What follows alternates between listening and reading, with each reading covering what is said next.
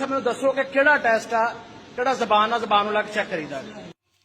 ਬਿਸਮਿल्लाहिर्रहमानिर्रहीम अस्सलाम वालेकुम। ਤੁਸੀਂ ਵੇਖ ਰਹੇ ਹੋ SRY TV ਸ਼ਾਹਿਦ ਚੌਧਰੀ ਨਾਲ।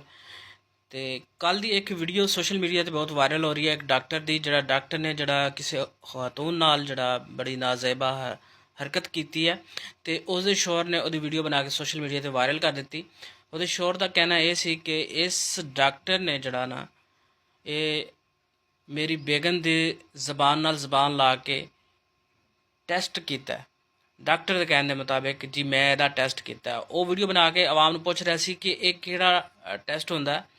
ਇਸ ਤਰ੍ਹਾਂ ਦੀ ਬਗੈਰਤੀ ਕੀਤੀ ਡਾਕਟਰ ਨੇ ਤੇ ਵੀਡੀਓ ਵਾਇਰਲ ਹੋਣ ਤੋਂ ਬਾਅਦ ਇਸ ਨੂੰ ਜਿਹੜਾ ਨਾ ਡਾਕਟਰ ਨੂੰ ਗ੍ਰਿਫਤਾਰ ਕਰ ਲਿਆ ਗਿਆ। ਇਸ ਡਾਕਟਰ ਦਾ ਤਲਕ ਮੀਆਂ ਚੰਨੂ ਤੋਂ। ਡਾਕਟਰ ਮੁਹੰਮਦ ਰਫੀਕ ਗੁਜਰ ਬਹੁਤ ਹੀ ਮਸ਼ਹੂਰ ਡਾਕਟਰ ਨੇ ਮੀਆਂ ਚੰਨੂ ਦੇ। ਤੇ ਇਸ ਦੇ ਖਿਲਾਫ ਪਹਿਲੇ ਵੀ ਸੁਣਿਆ ਬਹੁਤ ਸਾਰੀਆਂ ਇਸ ਤਰ੍ਹਾਂ ਦੀਆਂ ਸ਼ਿਕਾਇਤ ਮਸੂਲ ਹੋਈਆਂ ਨੇ। ਜੀ ਆ ਡਾਕਟਰ ਰਫੀਕ ਗੁਜਰ ਸਾਹਿਬ ਨੇ, ਮੀਆਂ ਚੰਨੂ ਦੇ ਬਹੁਤ ਸਪੈਸ਼ਲਿਸਟ ਨੇ। ਮੇਰਾ ਨਾਮ ਮੁਹੰਮਦ ਇਜਾਜ਼ ਗਨੀ ਹੈ। मैं अपनी बेगम ਨੂੰ चेक करवाने वास्ते इत्थे आया। सारे मेडिकल रिपोर्ट टेस्ट करवाए ने। डॉक्टर साहब ने मेरी बेगम की जबान ਨਾਲ ਜ਼ਬਾਨ ਲਾ ਕੇ चेक की है। मैं सारिਆਂ ਨੂੰ ਇਹ ਪੁੱਛਣਾ ਚਾਹੁੰਦਾ ਵਾ, डॉक्टर साहब मेरे सामने खलोते आ ਤੇ डॉक्टर साहब ਮੈਨੂੰ ਦੱਸੋ ਕਿ ਕਿਹੜਾ ਟੈਸਟ ਆ ਕਿਹੜਾ ਜ਼ਬਾਨ ਨਾਲ ਜ਼ਬਾਨ ਨੂੰ ਲਾ ਕੇ ਚੈੱਕ ਕਰੀਦਾ।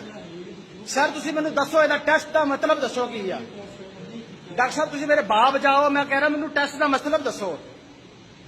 ਜਾਂ ਕਰੋ ਆਪਣੀ ਕਰੋ बेगम बुलाओ ਜਾਂ ਕਰੋ ਆਪਣੀ ਧੀ ਬੁਲਾਓ। ਮੈਂ ਜ਼ਬਾਨ ਨਾਲ ਬਗੈਰ ਨਹੀਂ ਜਾਣਾ, ਆਪਣਾ ਰੌਲਾ ਪੈ ਜਾਣਾ। ਜਾਂ ਮੈਨੂੰ ਮਾਰ ਕੇ ਭੇਜ ਦਿਓ ਜਾਂ ਮੈਂ ਤੁਹਾਡਾ ਇਲਾਜ ਕਰ ਲੈਣਾ।